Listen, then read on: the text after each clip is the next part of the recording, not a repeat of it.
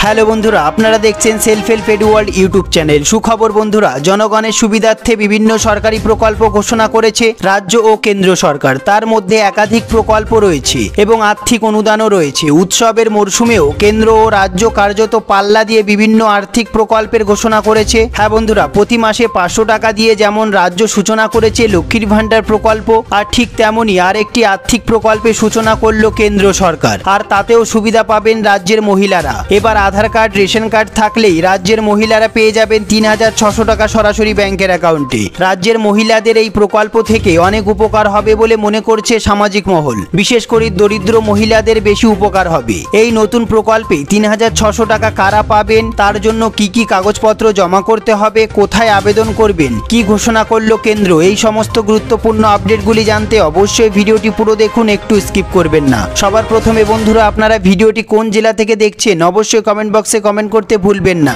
ভিডিওটি একটি লাইক করে দেবেন, আর এই চ্যানেলে যারা নতুন এসেছেন প্লিজ এই ছোট্ট চ্যানেলটিকে সাবস্ক্রাইব করতে ভুলবেন না। ভিডিওটি পুরো দেখুন।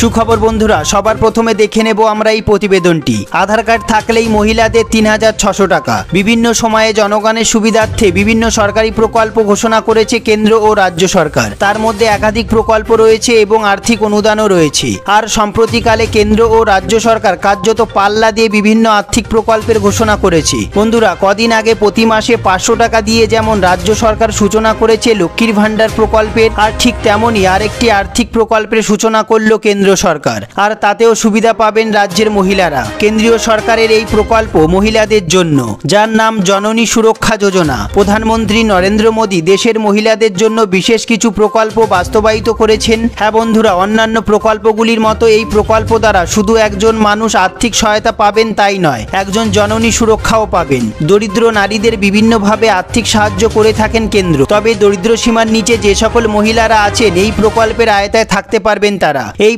প্রকল্পটির নাম জননী সুরক্ষা যোজনা। গ্রামীণ ও শহর এলাকার সকল নারী এই প্রকল্পের আওতায় থাকতে পারবেন। গ্রামীণ এলাকায় একজন দরিদ্র গর্ভবতী মহিলা 1400 টাকা করে পান এবং প্রসবের পরে দুবার 300 টাকা করে পেয়ে থাকেন। শহরে প্রসবের সময় একজন গর্ভবতী মহিলা 1000 টাকা পান এবং প্রসবের পর 400 টাকা করে দুবার পেয়ে থাকেন। বন্ধুরা, এরপর আমরা দেখে নেব এই প্রকল্পে আবেদন করার জন্য কি কি কাগজপত্র প্রয়োজন। তবে এই প্রকল্পের সুবিধা পেতে হলে বয়স কমপক্ষে 19 বছর হতে হবে, অর্থাৎ 19 বছর বা তার ঊর্ধ্বে গর্ভবতী মহিলারা এই প্রকল্পের সুযোগ সুবিধা পাবেন। 19 বছরের নিচে আবেদনকারিনী কোনো মহিলা এই সুবিধা পাবেন না। সব থেকে গুরুত্বপূর্ণ বিষয়টি এবার আমরা দেখে নেব। সরকার নির্ধারিত এই প্রকল্পের আওতায় আসতে হলে কিছু ডকুমেন্টসের প্রয়োজন, যেমন আবেদনকারীর আধার কার্ড, বিপিএল রেশন কার্ড, আবেদনকারীর ঠিকানা, জননী সুরক্ষা কার্ড, সরকারি হাসপাতাল কর্তৃক প্রসবের শংসাপত্র, ব্যাংক অ্যাকাউন্টের পাসবই এবং মোবাইল নাম্বার ইত্যাদি। বন্ধুরা, এরপরে আমরা দেখে নেব কোথায় আপনারা আবেদন করবেন। তবে এই প্রকল্পের সুবিধা পেতে হলে ডাক্তারি কাগজপত্র নিয়ে বিডিও বা ডিএম অফিসে যোগাযোগ করতে হবে।